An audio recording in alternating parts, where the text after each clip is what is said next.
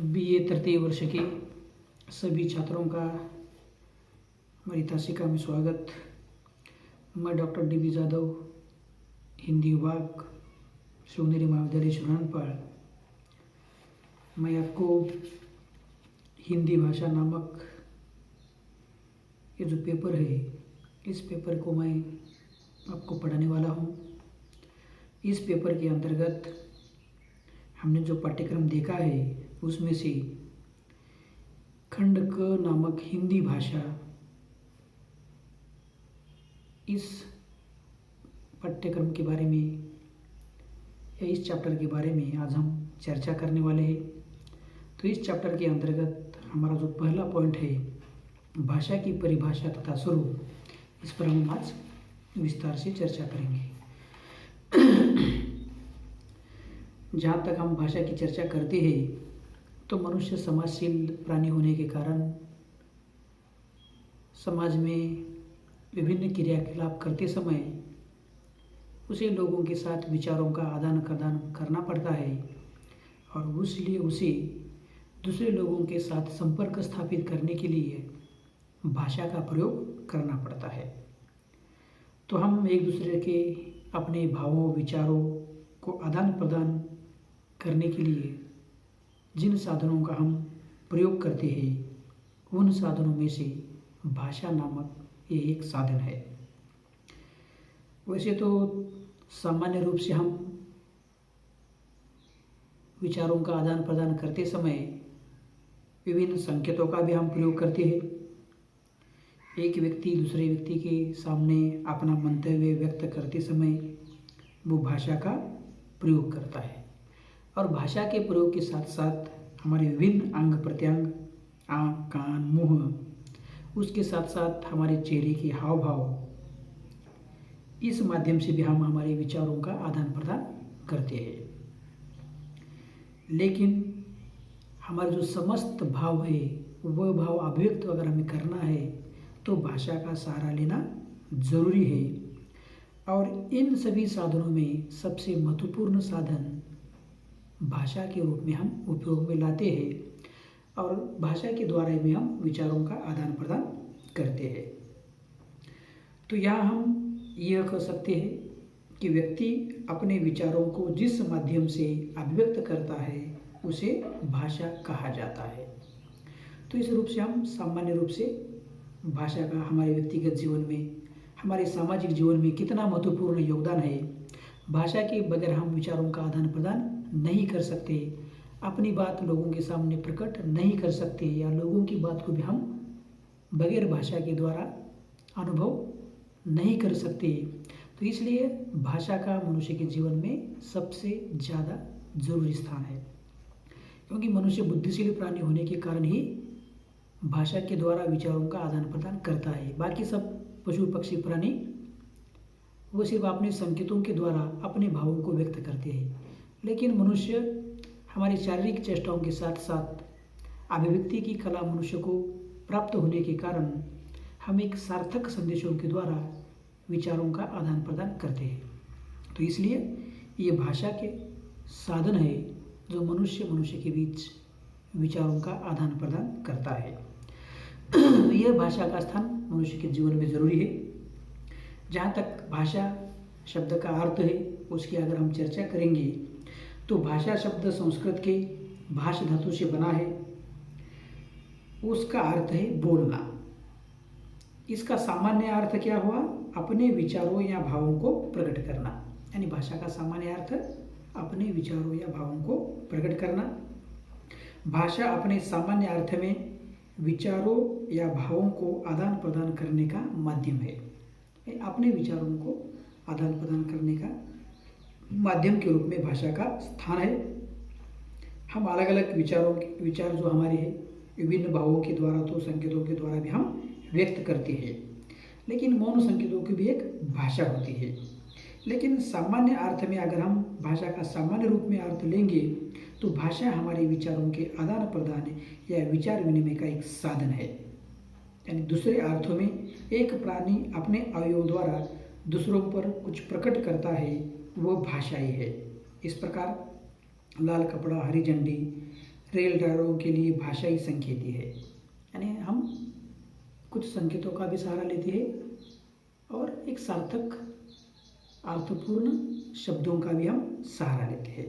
तो ये सब भाषा का शाब्दिक अर्थ, बोलना और सामान्य अर्थ के रूप में अगर हम भाषा के बारे में चर्चा करेंगे तो अपने विचारों या भावों को प्रकट करना भाषा का ये सामान्य अर्थ है। तो ये भाषा मनुष्य के लिए ज़रूरी है क्योंकि हम सामाजिक प्राणी है और समाज में रहते समय हमें एक दूसरे के साथ विचार विनिमय करना ही पड़ता है और वह विचार विनिमय करने का साधन भाषा है। तो ये भाषा का सर्वसामान्य अर्थ प्राप्त होने के बाद कुछ हमारे हिंदी के विद्वानों ने या अन्य भाषाओं के विद्वानों ने भाषा की कुछ परिभाषा दी गई है और उन परिभाषाओं के द्वारा हम भाषा के अर्थ को व्यापक रूप में हम समझ सकते हैं। तो भारतीय और पाश्चात्य विद्वानों ने भाषा को अपने अपने ढंग से परिभाषित करने का काम किया है। कुछ विद्वानों की परिभाषाओं को देखने के बाद उनके विचारों में मतभेद हमें देखने को मिलते हैं। किसी भी विद्वान की भाषा को हम सर्वसम्मत परिभाषा नहीं कर सकते, लेकिन जो कुछ महत्वपूर्ण विद्वान है उनकी परिभाषाओं को समझना हमारे लिए ज़रूरी है। तो पाश्चात्य जो विद्वान हैं उनके द्वारा दी गई भाषा की जो परिभाषाएं है उस पर हम चर्चा करेंगे। तो पाश्चात्य विद्वान A.R. विल्सन जो है उन्होंने भाषा की परिभाषा देते हुए उन्होंने ये स्पष्ट कहा है कि उसमें 3 विशेषताएं होनी चाहिए। वो परिभाषा इस प्रकार देते हैं, स्पष्ट भाषा एक मिश्रित वस्तु है और प्रत्येक शब्द में 3 भिन्न तत्व होते हैं। एक, वह प्राकृतिक ध्वनि जिससे शब्द बनता है, यह भाषा का कच्चा माल है। दूसरा, वह निश्चित रूप जो कि इसी प्रकार की दूसरी ध्वनियों से पृथक करने के लिए इसके प्रारंभ, मध्य या अंत में जोड़ा जाता है। और तीसरा, इस स्पष्ट रूप वाली ध्वनि को एक निश्चित, सीमित तथा परंपरागत अर्थ में संयुक्त करना। यानी विल्सन परिभाषा देते समय हम भाषा उसे कहते हैं जिसमें 3 विशेषताओं का होना जरूरी है। तो उसमें अपने आप में एक प्राकृतिक वो ध्वनि होना चाहिए और उन ध्वनि के द्वारा वह शब्द बनता है और ये भाषा बनाने के लिए कच्चा माल के रूप में कार्य करता है। दूसरा, ये जो निश्चित रूप है ध्वनि का, इस ध्वनि के निश्चित रूप में दूसरे ध्वनियों से अपनी अलग पहचान बनाने की शक्ति होनी चाहिए और वह प्रारंभ, मध्य और अंत के रूप में हम उसे विभाजित उस ध्वनि को कर सके। और तीसरी बात है कि ये जो कोई ध्वनि निकाली गई है इस ध्वनि का कोई निश्चित या सीमित अर्थ होना चाहिए, क्योंकि अर्थपूर्ण शब्द, अर्थपूर्ण ध्वनि उसे ही भाषा कहा जा सकता है। ऐसा हम A.R. विल्सन की भाषा के द्वारा हम कह सकते हैं। दूसरे विद्वान हैं एच स्वीट नाम के, वह कहते हैं ध्वन्यात्मक शब्दों द्वारा विचारों का प्रकटीकरण ही भाषा है। यानी ध्वनि हमारे आवाज़ से, हमारे मुख से जो आवाज़ निकलती है उस आवाज़ को हम ध्वनि कहते हैं और एक से ज़्यादा ध्वनियों के समूह को हम शब्द कहते हैं। तो ऐसे ध्वन्यात्मक शब्द जो है वह शब्द हमारे विचारों का प्रकटीकरण करे, उन्हीं शब्दों को हम भाषा कहते हैं। ऐसा इन स्वीट नामक विद्वान का भाषा की परिभाषा को लेकर अपना कहना है। आगे के विद्वान है जेस्पर्सन, वह भाषा की परिभाषा देते समय कहते हैं मनुष्य ध्वन्यात्मक शब्दों द्वारा अपना विचार प्रकट करता है। मानव मस्तिष्क वस्तुतः विचारों के प्रकाशन के लिए ऐसे शब्दों का सदैव उपयोग करता है। इस प्रकार के कार्यक्रमों की भाषा की संज्ञा दी जाती है। यानी जेस्पर्सन कहते हैं कि हम मनुष्य जो है हमेशा अपने विचार प्रकट करते समय ध्वन्यात्मक शब्दों का ही प्रयोग करते हैं, जो हमारे मस्तिष्क जो विचार है उसको शब्द के रूप में वो प्रकट करने का काम करते हैं। और ये जो हमारे मस्तिष्क के विचारों को ध्वन्यात्मक शब्दों के द्वारा प्रकट करने का ये हमारा जो कार्यकलाप है, इस कार्यकलाप को भी हम भाषा की संज्ञा दे सकते हैं। ऐसा उनका भाषा की परिभाषा को लेकर ये उनका अपना परिभाषित स्पष्टीकरण है। आगे WP वित्ने नामक पाश्चात्य विद्वान कहते हैं, विस्तृत रूप में वह प्रत्येक वस्तु जो किसी भी प्रकार विचारों का वहन करती है, उनकी अभिव्यक्ति करती है, भाषा करती है। और यहाँ वित्ने नामक रचनाकार भाषा की परिभाषा देते समय वो ऐसी हरेक वस्तु को वह कहती कि वह वस्तु अपने विचारों को वहन करती है और अपने अभिव्यक्तियों को प्रकट करती है। वह सभी वस्तु, उन सभी वस्तुओं को वो भाषा नामक संज्ञा वो देते हैं। तो इस प्रकार से ये अलग अलग विद्वानों के द्वारा बताई गई परिभाषा के माध्यम से हमें पता चलता है वह ध्वन्यात्मक शब्द जो अर्थपूर्ण हो, मनुष्य के विचारों को प्रकट करने की क्षमता रखता हो, उसे ही हम भाषा कहते हैं, ये हम कह सकते हैं। इसके बाद हमारे भारतीय जो विद्वान है, विशेषकर हिंदी के विद्वान है, इन हिंदी के विद्वानों ने भाषा को लेकर जो परिभाषा दी है, उनकी परिभाषाओं को हम देख लेंगे। पहले विद्वान है डॉक्टर बाबूराम सक्सेना। वो भाषा की परिभाषा देते समय कहते हैं, भाषा अभिव्यक्ति का माध्यम है और एक ऐसी शक्ति है जो मनुष्य के विचारों, अनुभव और संदर्भों को व्यक्त करती है। इसके साथ उन्होंने यह भी कहा है कि जिन ध्वनि चिन्हों द्वारा मनुष्य परस्पर विचार विनिमय करता है, उनकी समष्टि को ही भाषा कहते हैं। बाबूराव सक्सेना भाषा को अभिव्यक्ति का माध्यम मानते हैं, मनुष्य के बीच विचारों के अभिव्यक्ति का माध्यम मानते हैं और एक ऐसी शक्ति के रूप में उनको प्रकट करते हैं जो मनुष्य के विचारों को, अनुभवों को, संदर्भों को व्यक्त करता है। और इनके साथ साथ वो आगे जाकर वह कहते हैं कि जिन ध्वनि चिन्हों द्वारा मनुष्य परस्पर विचार विनिमय करते हैं, उन ध्वनि समूह के समष्टि को भाषा कहते हैं। उन ध्वनि समूह के संपूर्ण रूप को वो भाषा की संज्ञा देते हैं। यानी भाषा अभिव्यक्ति के साधन के साथ साथ मनुष्य के मस्तिष्क में चलने वाले विचार और भावों को व्यक्त ध्वन्यात्मक रूप में व्यक्त करने वाला जो साधन है, उस साधन को वह भाषा नामक संज्ञा बाबूराम सक्सेना जी देते हैं। आगे के रचनाकार डॉक्टर मंगलदेव शास्त्री वो भाषा की परिभाषा इस प्रकार देते हैं, भाषा मनुष्य की उस चेष्टा या व्यापार को कहते हैं जिसमें मनुष्य अपने उच्चारणोपयोगी शरीरायों से उच्चारण किए गए वर्णात्मक या व्यक्त शब्दों के द्वारा अपने विचारों को प्रकट करते हैं। अर्थात भाषा मनुष्य के विचारों की अभिव्यक्ति है जो सांकेतिक न होकर शाब्दिक होती है। ये शास्त्री जी भाषा मनुष्य की उस चेष्टा या व्यापार को वो भाषा कहते हैं जो मनुष्य उच्चारण उपयोगी मनुष्य के जो अवयव है, उन अवयवों के द्वारा मनुष्य शब्दों का, वर्णों का, ध्वनियों का उच्चारण करता है, अपने विचारों को व्यक्त करता है। और यह भाषा मनुष्य के विचारों की अभिव्यक्ति का एक साधन है। वह साधन सांकेतिक न होकर शाब्दिक रूप में प्रकट होती है, शब्द के रूप में प्रकट होती है। तो उच्चारण अवयवों के द्वारा उच्चरित ध्वनि समूह और उन ध्वनि समूह का जो शाब्दिक रूप है, उस शाब्दिक रूप को वह भाषा नामक संज्ञा देते हैं।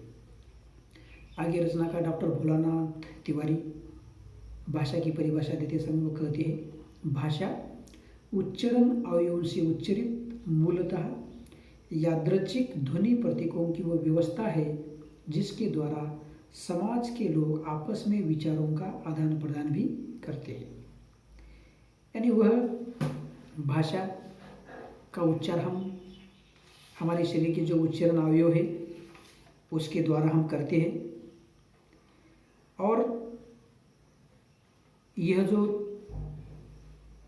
ध्वनि प्रतीकों की व्यवस्था है और इन ध्वनि प्रतीकों की व्यवस्था के द्वारा हम समाज के लोग आपस में विचारों का आदान प्रदान करते हैं।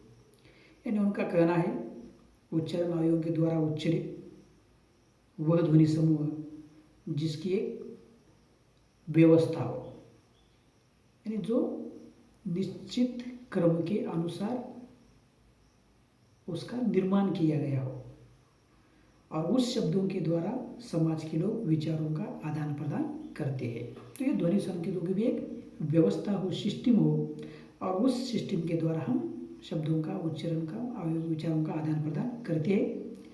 तो उस ध्वनि समूह को डॉक्टर भोलानाथ तिवारी भाषा की संज्ञा देते हैं। आगे डॉक्टर श्याम सुंदर दास भाषा की परिभाषा देते समय कहते हैं, मनुष्य और मनुष्य के बीच वस्तुओं के विषय में अपनी इच्छा और मति का आदान प्रदान करने के लिए ध्वनि संकेत को जो व्यवहार होता है उसे भाषा कहते हैं। मनुष्य पहले वस्तुओं के विषय में जो अपना विचार व्यक्त करते हैं, आदान प्रदान करते हैं, पूर्ण ध्वनि संकेतों के व्यवहार को वो भाषा नामक संज्ञा देते हैं। आगे डॉक्टर देवेंद्रनाथ शर्मा भाषा की परिभाषा देते हैं, जिसकी सहायता से मनुष्य परस्पर विचार विनिमय या सहयोग करते हैं, उस यादृच्छिक रूढ़ ध्वनि संकेतों की प्रणाली को भाषा कहते हैं। यानी मनुष्य जिसकी सहायता से परस्पर विचार विनिमय करता है, एक दूसरे को सहयोग करता है, और वह यादृच्छिक जो रूढ़ ध्वनि संकेत है, एक निश्चित सिस्टम के द्वारा लिखे गए जो रूढ़ ध्वनि संकेत है, पूर्ण ध्वनि संकेतों की प्रणाली को डॉक्टर देवेंद्रनाथ शर्मा भाषा नामक संज्ञा देते हैं। आगे डॉक्टर पी डी गुने ध्वन्यात्मक शब्दों द्वारा हृदयगत भावों तथा विचारों का प्रकटीकरण ही भाषा है। और फिर जी गुने जी कहते हैं, हमारे जो ध्वन्यात्मक शब्द है, उस ध्वन्यात्मक शब्दों के द्वारा हम हमारे हृदय के भाव और विचारों का जो प्रकटीकरण करते हैं, उस प्रकटीकरण करने वाली जो साधन है, उस साधन का नाम भाषा है, ऐसा पी डी गुने का कहना है। तो इन सभी परिभाषाओं के आधार पर हम यह कह सकते हैं, एक सर्वसमावेशक भाषा बना सकते हैं। तो उसमें यह कहा जा सकता है, भाषा का कार्य क्या है? मानवीय कार्यों को समझने में सहायता देना। भाषा मानव मुख से निकली हुई सात्विक ध्वनि संकेतों का समष्टिगत रूप है, जिसके उच्चारण आयामों का विशेष महत्व है। विविध संकेतों या हावभाव को भाषा का पूर्ण रूप नहीं कहा जा सकता। भाषा को एक विज्ञान है, एक सामाजिक क्रिया है, वक्ता और श्रोता के बीच विचार विनिमय का साधन है। इस आधार पर भाषा मानव मुख से निकली हुई सार्थक ध्वनियों का समूह है। केवल भावों या संकेतों को भाषा कहा नहीं जा सकता। तो पूरी परिभाषाओं का अध्ययन करने के बाद हमें इस बात का पता चलता है कि ये भाषा जो है, इसका उच्चारण मानव मुख से उच्चारण करने वाले जो हमारे अवयव है, उन अवयवों के द्वारा ही किया जाता है, चाहे जिह्वा हो, दंत हो, फेफड़े हो। इसके द्वारा हम इस भाषा का उच्चारण करते हैं, और भाषा का उच्चारण मानव मुख से निकलता है, और वह उच्चारण सार्थक ध्वनि होता है।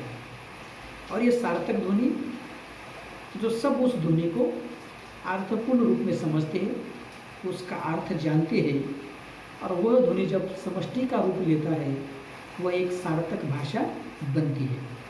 और इस भाषा के उच्चारण में मनुष्य के अवयवों का महत्वपूर्ण योगदान है। इस बात को भी हम ध्यान रखें। हमारे जो विभिन्न हावभाव, विभिन्न जो हमारे संकेत है, यह संकेत पूर्ण रूप से उसे भाषा नहीं कहा जा सकता, वह सिर्फ संकेत हो गए। लेकिन भाषा को अगर पूर्ण रूप से हमें कहना है, तो सार्थक ध्वनि समूह को भी हम भाषा कहते हैं। अगर कोई उटपटांग बातें, निरर्थक बातें अगर हम करेंगे, तो उसकी एक सिस्टम नहीं होगी, उसका अगर व्यवस्था नहीं होगी ध्वनि प्रतीकों की, वो यादृच्छिक नहीं होंगे, तो उसे भाषा नहीं कह सकते। तो ये सब सार्थक ध्वनि संकेतों के समूह को, उसका समाजमान्य रूप हो, समष्टिगत रूप हो, और मनुष्य के उच्चारण अवयवों के द्वारा उच्चरित हो, ऐसे ही ध्वनि समूह को हम भाषा कहते हैं। सिर्फ हावभाव को हम भाषा नहीं कह सकते। भाषा एक विज्ञान है, उसके साथ साथ भाषा एक सामाजिक क्रिया है। इस बात का भी हमें इस भाषा की परिभाषाओं के बाद हमें पता चलता है। और ये भाषा वक्ता और श्रोता के बीच विचार विनिमय का साधन है। वक्ता और श्रोता के बीच विचार विनिमय अगर करना है तो भाषा के द्वारा ही होगा। अन्य संकेतों के द्वारा वो सार्थक रूप में भाषा का प्रयोग नहीं, विचारों का आदान प्रदान नहीं हो पाएगा। तो ये वक्ता और श्रोता के बीच विचार विनिमय के साधन के रूप में भी वो कार्य करता है। और इन सब आधार पर हम भाषा को मानव मुख से निकली हुई सार्थक ध्वनियों का हम समूह कहते हैं। इतनी परिभाषाओं को पढ़ने के बाद मानव मुख से निकली हुई सार्थक ध्वनियों के समूह को हम भाषा कहते हैं, इस निष्कर्ष पर हम सब पहुँचते हैं। और इस प्रकार से अलग अलग विद्वानों ने ये अलग अलग भाषा की परिभाषाओं को स्पष्ट करने का जो प्रयत्न किया है, और इस प्रयत्न के द्वारा मानव मुख से उच्चरित यादृच्छिक ध्वनि प्रतीकों के समूह को या समष्टि रूप को हम भाषा कहते हैं। तो इस प्रकार से हम भाषा की परिभाषा, भाषा का अर्थ है, तो यहाँ तक हम समझ सकते हैं। तो इस हमारे इस लेक्चर में हमने भाषा का अर्थ और भाषा की परिभाषा को लेकर विस्तार से चर्चा की है। तो अगली कक्षा में हम भाषा के स्वरूप पर हम विस्तार से बात करेंगे। धन्यवाद।